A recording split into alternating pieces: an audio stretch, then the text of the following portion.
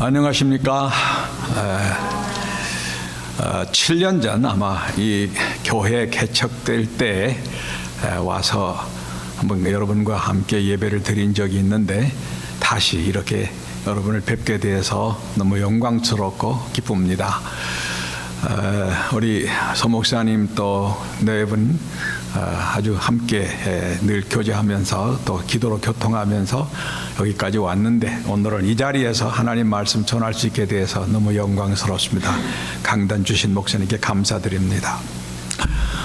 저는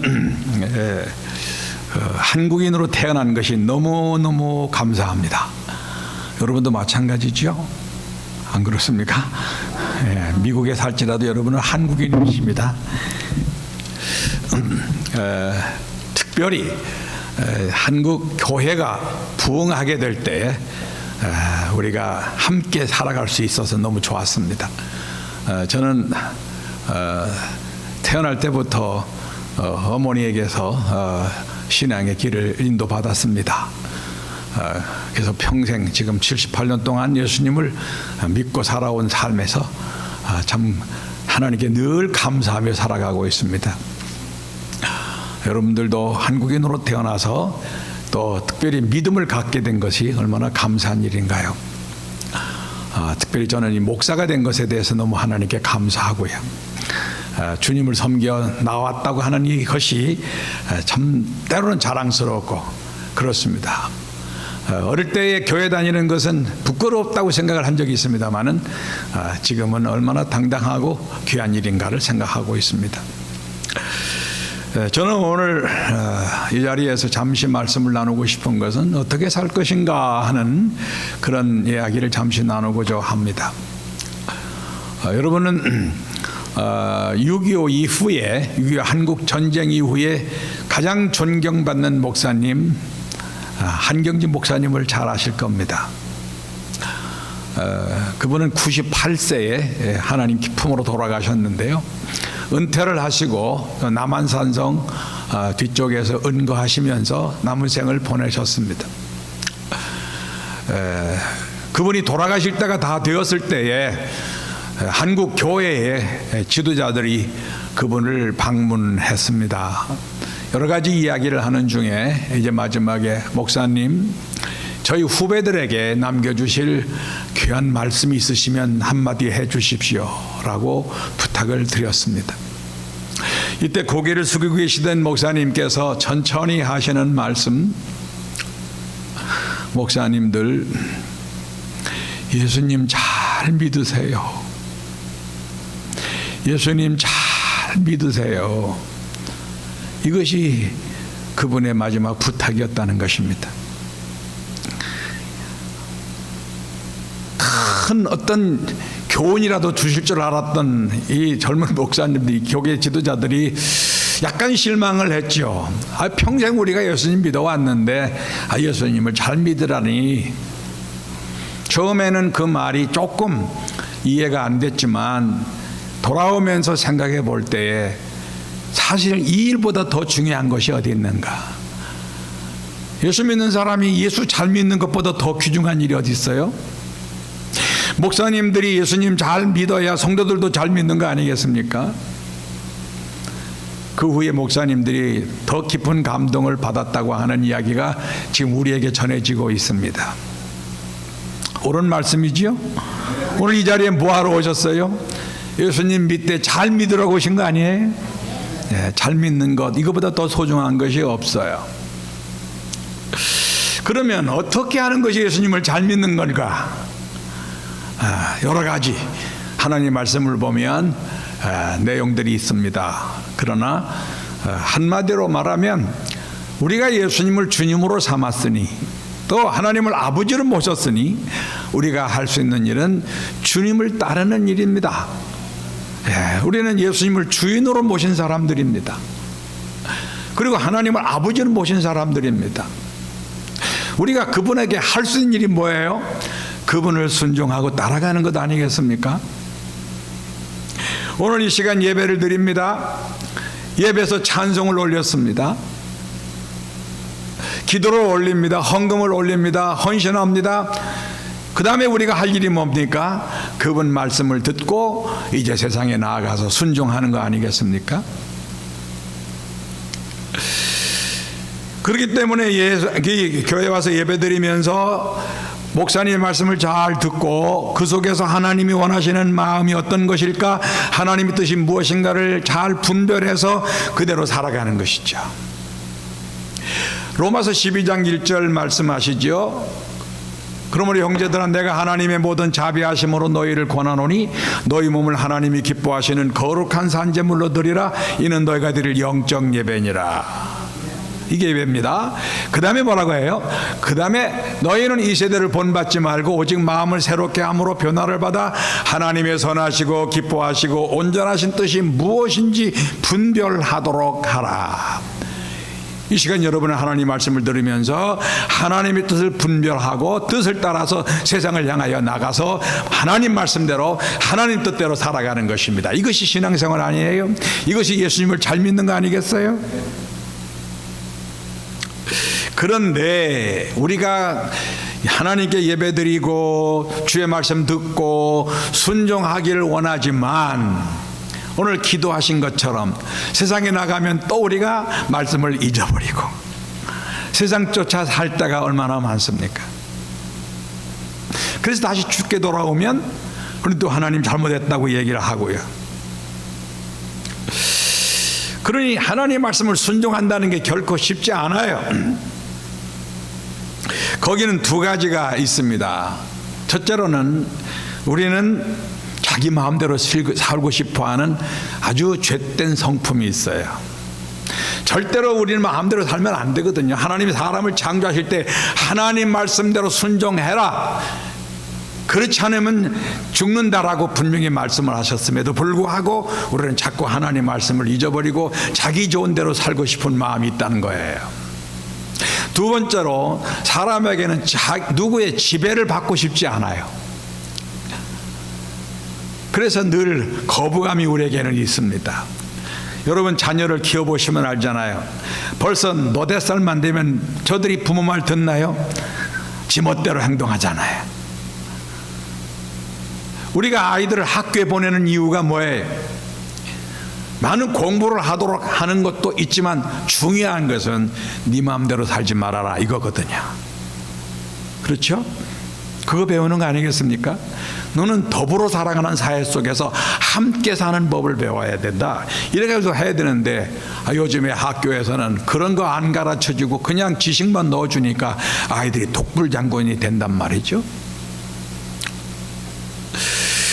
그러므로 우리 예수 믿는 사람들은 늘 마음속에 부담이 있어요. 갈등이 있어요. 마음 한편으로는 예수님을 잘 믿어야 되는데 또 한편으로는 내 마음대로 살고 싶은 마음이 자꾸 솟아난단 말이죠. 이것을 우리는 자존심이란 말과 자존감이란 말로 대립되는 거죠. 자존심은 자기 중심의 삶을 사는 겁니다. 자존감은 사람 중심 아니면 하나님 중심으로 살아가는 마음이죠. 우리가 배울 때는 자존감을 가지고 살라고 배웁니다. 학교에서 학생들이 배우는 게 뭐예요? 함께 사는 법을 배워라. 또 하나님을 알았다면 하나님 잘 섬겨야 된다라고 하는 이야기를 하지만 내 마음은 그렇지 않고 내 멋대로 살고 싶은 마음이 생긴단 말이죠. 그러므로 우리는 오늘 교회에 와서 다시 한번 듣는 말씀은 뭡니까? 자존심은 버리고 자존감을 높여라 하는 그 말씀입니다. 이 일을 위해서 우리는 하나님께 또 기도하고 돌아가게 됐죠. 오늘 우리는 본문의 말씀을 읽었습니다. 바울이 2차 전도 여행을 떠나면서 그가 전에 1차 전도 여행했던 곳 아시아 지역을 다니기로 마음에 작정을 하고 이제 출발했습니다. 그래서 아시아에 가서 복음을 전하려 하는데 성령에 막으세요. 하나님의 사람이 복음 전하는 것이 당연한 일이고 하나님도 기뻐하시는 일인데 그렇게 하려니까 하나님이 막으시더란 말이에요. 이게 6절의 말씀 아닙니까? 성령이 거부하셨어요. 얼마나 바울에게는 당황스러운 일이겠습니까? 주여, 내가 당신의 일을 하러 여기까지 왔는데 왜 내 길을 막으십니까? 당장 우리는 그런 생각을 할 수 있잖아요. 그래서 다른 지역으로 가서 거기서 복음을 전하려 하는데 거기서도 막으세요. 하나님의 사람이 복음 안 전하면 뭐 하겠습니까? 이때에 아마 바울이 인간적인 마음이 있다고 한다면, 주님, 내가 당신을 위해서 뭘 하고 있잖아요. 내가 가는 길을 왜 막으세요? 이렇게 하나님께 불만 가질 수도 있겠습니다만은 그 마음은 여기 표현되지 않았어요. 그런데 그날 밤에 하나님의 성령의 감동으로 환상을 보게 됩니다. 마게도냐 사람 하나가 손짓을 하면서 간절한 마음으로 와달라고 하는 부탁을 하는 거예요. 환상에서 깨어나서 하나님의 뜻이 여기 있구나, 저 마게도니아라 가서 복음을 전하라는 하나님의 음성이었구나 생각을 하고 이튿날 즉시, 영어로 보면 at once, immediately라고 말씀하면서 그는 건너 지방으로 가서 그는 빌립보에서 또 나가서는 고린도에서 복음을 전하여 교회를 세우지 않았습니까? 자, 이것이 바울의 삶입니다. 자기가 가고 싶은 곳 가지만 주님이 막으실 때는 주님의 인도를 따른다는 말이죠. 때로는 자기 고집에서 내가 이 길을 갈 겁니다. 하나님이 정해서 가는 길인데 왜 막으세요? 라고 말할 수도 있지만, 주님의 음성을 세심하게 듣다 보면 때로는 주님이 더 큰 계획과 꿈이 있으셔서 우리를 인도하신단 말이에요. 우리가 주의 일을 하다가 막힐 때 때로는 당황스럽고 답답해합니다. 그러나 주님은 더 원대한 계획을 갖고 계시다는 사실을 우리는 본문에서 깨닫습니다. 사도 바울은 일찍이 다메섹에서 다메섹에 가는 길에서 예수님 만났습니다. 처음에는 예수님께 항거했죠. 당신 누구요? 라고 했지만, 나는 네가 핍박하는 예수다 하는 말씀을 듣고 그는 그대로 엎드려서, 그러면 내가 어떻게 할까요? 무엇을 할까요? 묻죠. 그 순간부터 그는 예수님의 종이 되어져서 평생 예수님을 따라 살았습니다. 오늘 본문도 그러한 작은 이야기지만 그렇게 살았다는 이야기를 보여주고 있습니다. 3차 전도여행을 할 때는 성령께서 그에게 말씀하십니다. 사도행전 20장 23절 보면은 네가 예루살렘으로 내려가거라, 거기에서 환난과 핍박이 너를 기다린다. 아니, 명령을 하셨으면 좋은 곳이 있겠다, 좋은 일이 있겠다고 말씀하셔야 되는데 환난과 핍박이 있으니 내려가라. 참으로 어려운 일입니다. 사실상 우리는 예수 믿을 때에 십자가의 길인 것을 알고 믿지는 않습니다. 그러나 믿고 보니까 가는 길이 십자가의 길이잖아요. 이 말씀을 들었을 때에 바울 사도는 내가 달려갈 길과 내가 복음을 전하는 일을 위해서는 내 생명을 조금도 아끼지 아니한다라고 고백하면서 예루살렘으로 내려가죠. 거기서 체포돼서 그런 로마로 압송되는 일이 생겼습니다마는, 하나님의 뜻이면, 하나님의 말씀이면 거절 않고 따라가는 것이 주의 사람들의 모습인 줄로 믿습니다.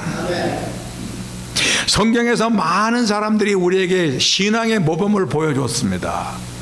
그 중에 한 사람이 이제 나만 장군이라는 사람입니다. 열왕기하 5장에 보면 아람 나라의 나만 장군, 우리 여러분 잘 아시는 대로 혁혁한 정과를 올린, 그리고 왕의 총애를 받는 사람이었지만 그 몸에 나병이 들었습니다. 얼마나 괴롭고 얼마나 부끄럽습니까? 그는 남에게 말도 못하는 상황에 자기 집에 이스라엘에서 잡아온 조그만 계집아이가 그 주모에게 말하기를, 우리 주인이 우리나라 이스라엘로 가면, 선지자에게 가면 낫을 수 있겠나이다 라고 말합니다. 이 말을 전해들은 주인 나아만이 얼마나 기가 막힙니까? 별 의사를 다 붙여봐도 낫지 못했던 병, 이건 평생 알아야 할 병인데 뭐 이스라엘 가면 나을 수 있다고 하는 이야기를 그나마 쬐끄만 아이가 와서 이럴 때 얼마나 자존심 상합니까? 네가 뭐하라 하고 거절할 수 있습니다마는 이 아이의 말을 귀담아 듣습니다. 그리고 왕에게 얘기해서 이스라엘로 갑니다. 그리고 선지자를 만납니다. 선지자의 집에 도착했을 때에 선지자가 와가지고 어서 오십시오, 큰 나라 장군이신데 이렇게 영접을 해줄 줄 알았거든요. 그렇지는 않아도 와서 의사가 뭐라 어디가 아프냐 만져보면서 치료를 할 줄 알았거든요. 그런데 뭐라고 합니까? 자기는 안 나와보고 종 하나 보내가지고 저기 요단강 가서 7번 목욕하래요. 아주 시시한 말을 던지고 들어간단 말이에요. 얼마나 마음이 상합니까? 그래서 당장에 말을 돌이켜서 아이 나라로 돌아가자, 이런 일이 어디 있겠냐 이러면서 생각할 때 자기의 부하들이 말하지 않습니까? 그 의사가 당신에게 더 심한 일을 요구했으면 따라야 되지 않겠습니까? 근데 얼마나 쉽습니까? 가서 7번 목욕만 하라는데요. 이 말을 들은 아버님이 다시 마음을 돌이켜서 요단강 가서 7번 목욕하니 깨끗하게 되었더라. 이런 단순한 얘기가 뭘 얘기하나요? 자기를 내려놓고 주의 말씀 따르면 놀라운 일이 생긴단 말이잖아요. 사렙다 과부 이야기 아시지 않습니까? 3년 6개월 동안 비가 오지 않은 이러한 어려운 때에 엘리야가 그 사렙다 과부를 찾아갑니다. 물 한 그릇 달라. 지금 어느 때인데 함부로 물을 달라 합니까? 그래도 이 여인이 물을 가지러 갑니다. 가는 여인을 붙들고 그러지 말고 떡 한 쪽도 만들어 가지고 와. 완전히 가난한 사람 쪽 밖에는 소리잖아요. 그래도 이 여인이 그 말을 듣고 갑니다. 내가 이제 가루 한 움큼이 있어서 요거 가지고 떡 만들어 내 아들과 함께 먹고 죽을 터인데 내가 당신의 말을 듣고 순종하겠습니다 하고 떡을 만들어서 반을 이제 엘리야에게 주지 않습니까? 그 떡을 먹은 엘리야가 어떻게 말합니까? 이 흉년이 다 가도록 너희 가루통에 가루가 떨어지지 아니하리라. 자기를 내려놓고 순종하는 자에게 놀라운 하나님의 역사가 있게 된다고 하는 귀한 이야기가 아니겠습니까? 이것이 바로 우리의 신앙생활입니다. 베드로가 예수님의 제자가 됐을 때 어떤 일이 있었습니까? 누가복음 5장에 보면 예수님께서 많은 사람들을 데리고 이제 바다 쪽으로 왔습니다. 사람들이 너무 밀리니까 그들과 함께 거리를 두어야 말씀을 나눌 수 있을 텐데 너무 덤벼드니까 예수님께서 바닷가에 있는 배를 보고 무조건 배를 타신 다음에 좀 거리 좀 띄워달라고 부탁합니다. 이 배가 바로 베드로 배 아닙니까? 지금 베드로는 지난밤에 밤새도록 고기를 잡았으나 한 마리도 못 잡은 상황에 얼마나 마음이 상했는지 자존심도 상하고 기분도 상하고 당장에 다 집어치고 집으로 가서 잠이나 자고 싶겠지만 내일을 위해서 또 그물을 키워야 됩니다. 바로 그런 판국에 예수님이 무조건 타시고 저 거리감을 떼어서 배를 좀 띄워달라. 얼마나 베드로의 마음이 상하겠습니까? 당장에 싫어요 라고 말할 수 있을 겁니다. 싫어요. 감정적인 표현을 할 수 있었을 터이나 베드로가 그렇게 하지 않냐고 말없이 배를 띄워줍니다. 얼마 후에 말씀이 끝난 다음에 이제 고맙다고 인사하는 것이 아니라 더 깊은 곳으로 가서 그물을 내려보시오. 이 또 얼마나 또 마음이 상하는 일이야. 자존심 상하는 일이에요. 아니 내가 지금 밤새도록 좀 고기를 잡았으나 못 잡았어요. 나는 이 바다에 대해서는 도 같은 프로급이요 전문가요. 그럼에도 불구하고 고기를 못 잡았는데 당신 같은 사람이 이야기한다고 해서 고기가 잡히겠소? 당장에 그는 안 해요 라고 말할 겁니다. 안 해요. 내 지식으로는 용납을 못 해요 라고 말할 수 있을 겁니다. 그런데 베드로가 우리가 그렇게 밤새도록 고기를 잡았으나 못 잡았지만 당신의 말씀에 의지해서 내가 그물을 내려보겠습니다 하고 순종을 하니 이게 웬일입니까? 엄청난 고기가 잡혀서 배 하나로는 안 돼요. 양쪽 다른 사람 배를 빌려다가 두 배의 체운에 잠길 만큼 되었다고 했습니다. 놀라운 일이 벌어졌습니다. 다른 사람들은 너무너무 좋아했을지 모르지만 베드로는 깜짝 놀랍니다. 어떻게 이런 일이 다 있어? 저 사람 도대체 누구야?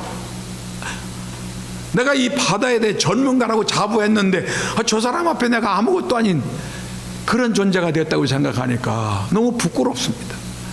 그래서 그는 당장에 예수님 앞에 무릎을 꿇고 엎드리면서 주여 나를 떠나가소서. 나는 죄인입니다.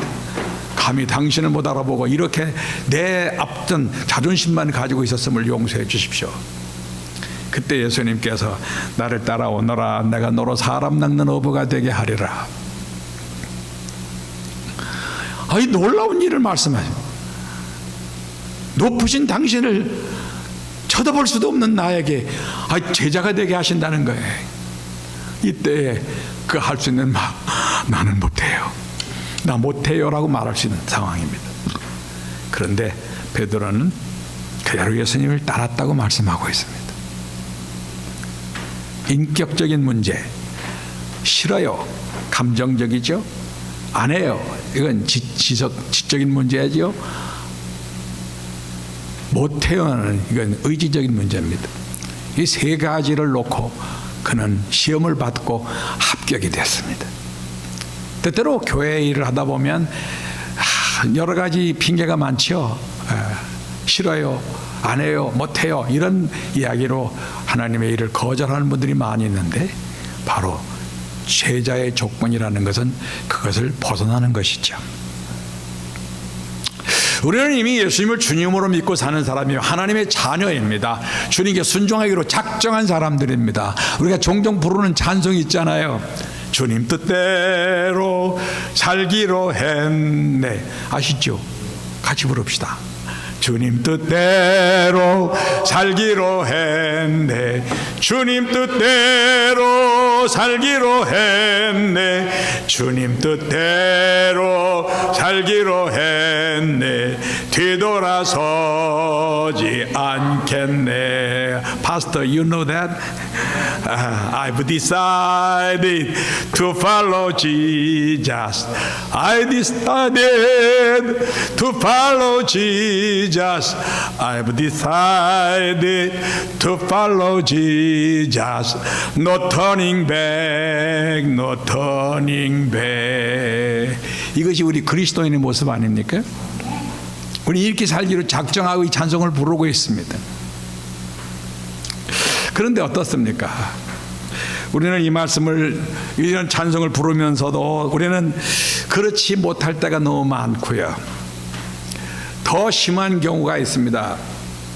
제가 알고 있는 선배 목사님, 우리 신학교, 침례신학교 초창기에 이제 신학교에 오셨어요. 대전고등학교 명문을 졸업하시고 이제 하나님의 종이 되겠다고 신학교에 왔는데, 신학교에 있는 학생들이 너무너무 볼품없어요. 가난한 학생들, 별 볼 일 없는 학생들, 그저 공부도 잘 못하는 학생들이라고 생각을 하니까 이게 내가 여기에 어울릴 사람이 아니라 생각이 됐어요. 그래서 공부를 하다가 어느 날 딱 집어치우기로 작정을 합니다. 야, 니들은 앞으로 목사한테 나는 사업가가 돼서 니들 교회를 지어줄게, 이러면서 굉장히 아주 자부심을 가지고 신학교를 떠났습니다. 그리고 나서 사업을 하셨고요. 때로는 사업도 잘 됐다가 또 어렵다가 뭐 그렇게 해서 세월이 많이 갔습니다. 50이 넘어서 이제 교회 생활을 하는데, 성도들은 말할 것도 없고, 목사님들 나도 옛날에 신학교 다녀본 사람이야 하면서 목사들을 무시하고, 조금 있으면 뭐 설교 좀 이상하면 트집 잡고 이렇게 행하는 그런 시간을 보내는데, 어느 날 갑자기 이 뒷다리에 종기가 생겼습니다. 허벅지 쪽에. 뭐 별게 아니잖아요. 그래서 병원 가서 고쳐보려 했더니 뭐 간단하게 치료를 했습니다마는 이것이 계속적으로 부어오르는 겁니다. 나중에는 병원에 입원을 할 수밖에 없게 됐어요. 병원에서 이 의사가 치료를 하는데 치료가 안 되는 겁니다. 경찰병원에서, 서울경찰병원에서 계속적으로 입원을 하는데 세월이 뭐 자꾸 가는 거지요. 제대로 먹지 못하니까 그 얼굴 모습이 아주 초췌하고 나중에는 죽을 만큼 된 것 같아요. 이제는 숨소리도 이제 굉장히 아주 거칠게 쉬게 되는 상황이 되었습니다. 마침 그때 이제 이분과 함께 신학교를 다녔던 친구 목사님, 그리고 이제 저도 같이 그에게 문병을 갔습니다. 기도를 해주고 나서 이 친구가 간절하게 얘기하는 거야. 이 친구야, 내가 볼 때는 너 아직 안 늦었다. 하나님께 순종하고 돌아와라. 너 우리와 함께 목사 되기로 했던 사람 아니냐? 근데 왜 자꾸 곁길로 가려고 그랬느냐?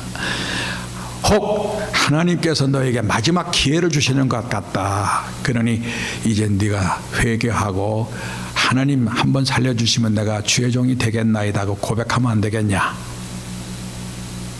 이 말을 들은 사람 친구가 눈물을 쭉 흘리고 그러면서 힘없는 소리로 그래 내가 잘못 살아온 것 같다. 그리고 돌아왔는데 놀랍게 이분이 호전이 되는 거예요. 그런데 얼마 있다가 퇴원을 하셨어요. 주님이 치유하셨어요. 그리고 이제 돌아와가지고서 신학교에 당장 내려가가지고 신학교에 옛날에 다니던 학적부를 다시 확인하는 거예요. 자기 친구는 벌써 학장이 되고 교수가 됐는데 이제 신학교 학생 되겠다고 내려온 거예요. 그리고서 신학교를 다녔어요. 그리고 전도사를 거쳐서 목사가 됐어요. 그래서 한국에서 목회를 얼마 하시다가 다른 나라에 가서 선교사가 되었는데 열심히 얼마나 열심인지 몰라요. 괌이라는 곳에서 선교를 했는데 그곳에 한번 제가 갔을 때 얼마나 열정적으로 주를 위해서 헌신하는지. 지금은 90이 넘은 어른인데 돌아가셨는지는 모르겠어요. 주님 뜻에 순종하면 복인데 주님이 원하는 길로 가지 않으면 이건 하나님이 기뻐하시지 않으니까 스스로의 악의 길, 죄악의 길을 걸어가며 고통의 길을 걷게 되는 거예요. 그 처음에 우선 좋아 보여 자기가 가는 길이 굉장히 잘 이어진 것 같지만 하나님 뜻이 아닌 데에는 죽음의 길이라는 거 사실이에요. 저는 주님께서 부르신 다음에 16살에 저는 부르심을 받았고요. 그때부터 지금까지 순종의 삶을 살았습니다. 기도하다가 주님이 원하시면 그저 신학교도 가고 또 목사가 되어져서 개척하라면 개척도 했습니다. 개척하는 교회가 잘 되는데 또 다른 데로 가래요. 또 갔습니다. 또 그 교회가 잘 되니까 또 서울로 가서 개척교회를 가래요. 그 개척교회에서 33년을 목회하다가 제가 은퇴를 했습니다. 그때 우리 만난 사모님이 이제 국민학교 6학년이었는데 자, 그래서 지금까지 지내오는 동안 저는 제 자신을 지금 돌아보는 시간이거든요. 이제 나이가 많아지니까 자꾸 과거를 돌이켜보는 시간이에요. 제 일생에 가장 잘한 일이 뭐냐? 주님 말씀 순종한 거예요. 많은 고난의 계열도 있지만 하나님께서 계속적으로 좋은 길로 인도하시는 거예요. 더 감사한 것은 저희 아내가 제가 가는 길에 대해서 한 번도 가로막은 길이 없어요. 그저 어려운 길이라도 그냥 순종을 따라가면 같이 따라와 줘서 오늘까지 후회 없는 삶을 살고 있습니다. 제 일생에 잘한 일은 주님께 순종한 일이다. 사랑하는 성도 여러분, 신앙생활을 하면서 때때로는 주님의 뜻이 이해가 되지도 않고 하고 싶지도 않고 하기도 어렵고 막 그럴 거예요. 그러나 우리가 못한다고 말하지 말고 싫다 말하지 말고 안 한다 말하지 말고 주님 뜻에 순종하면 주님이 반드시 후회 없는 인생을 만들어 주실 줄로 믿습니다. 할렐루야. 이제 열림교회 성도님들 이제 이 교회를 통해서 하나님께 영광 돌리시고 여러분들을 통해서 하나님 나라가 확장되게 하시기를 예수 이름으로 축원합니다. 기도합시다. 사랑의 아버지 하나님, 오늘 열림교회에서 예배하게 하셔서 감사합니다. 또 하나님 말씀 함께 나눌 수 있게 하셔서 감사합니다. 우리의 못된 자아가 자꾸 주님 말씀을 거역하고 싶어 하지만 주님 성령께서 우리를 더 권고하셔서 주의 말씀을 순종하여 복된 길로 나가도록 인도하시니 감사합니다. 오늘도 주 앞에 나와 예배한 심령들 세상에 나가서 주님 뜻을 마음에 새기면서 어떻게든지 하나님 기뻐하심의 뜻을 따라 걸어갈 수 있는 마음 내려주시기를 기도합니다. 이 교회 목사님과 성도님들 붙드셔서 잘 성장하는 교회 이루게 하시고 하나님의 큰 영광 나타내는 하나님 나라를 이루는 귀한 교회로 세워 주시옵소서. 예수님의 이름으로 기도합니다. 아멘.